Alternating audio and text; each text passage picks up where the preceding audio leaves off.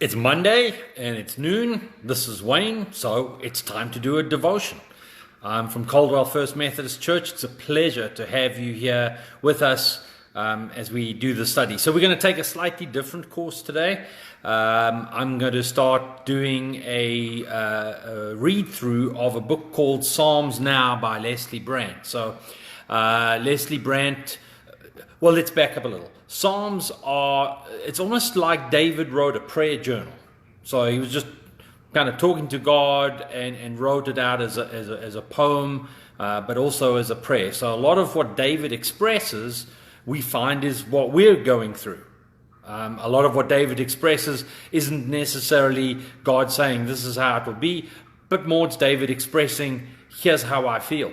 So his emotions vary from feeling totally defeated to feeling totally elated, from feeling like a miserable sinner who's a nobody to feeling like he's really, really close to God. So it's a great resource for us to be able to identify.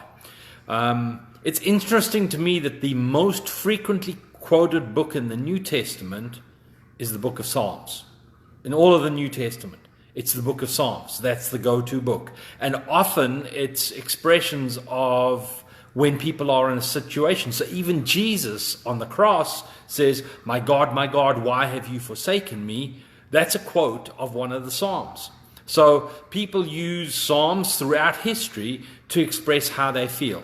I love how Leslie Brandt has done this. He's put it into a modern day format so that we can relate to it in that way. So we're going to look through some of these Psalms. We can't do an entire reading of the Psalm because some of them are just too long, but I'll take out some pertinent verses and we'll take a deeper look at them. So where would we start in the book of Psalms? With Psalm 1. Why not?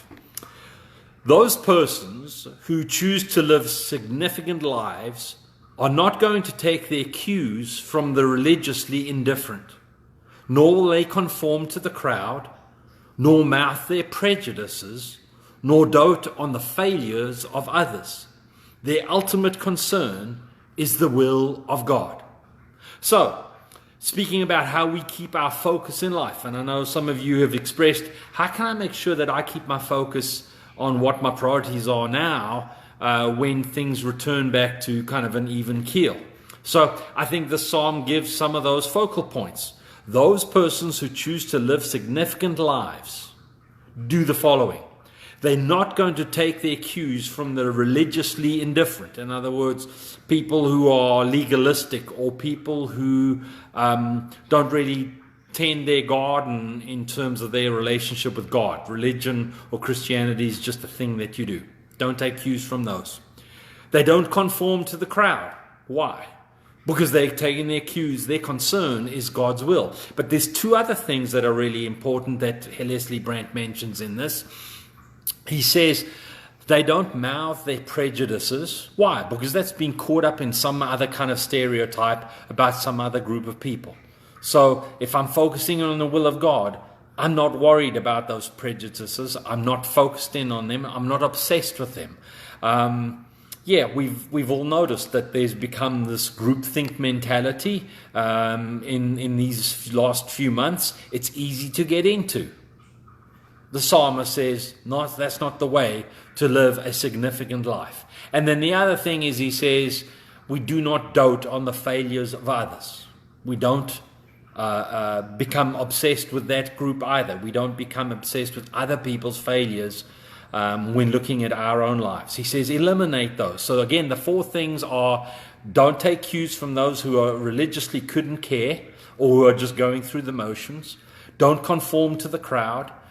Don't mouth your prejudices, and don't dote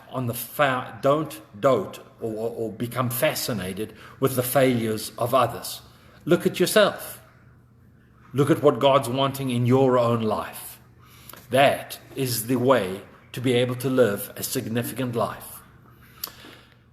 Let's have a prayer. God, thank you for the words that you speak through the Psalms. It's wonderful that David recorded so much of his everyday life and everyday journey with you. The things that he expresses, the honesty in with which he does that, is really inspiring to us. So I pray that as we journey for these next few weeks out of the book of Psalms, that we will begin to realize that it wasn't just David who felt those things or expressed those things to you, but we join in on his praises and we join in on his concerns. These things in Christ's name. Amen. Friends, good to have you with us. Look forward to seeing you tomorrow, and we'll do another one of the Psalms. God bless. Bye.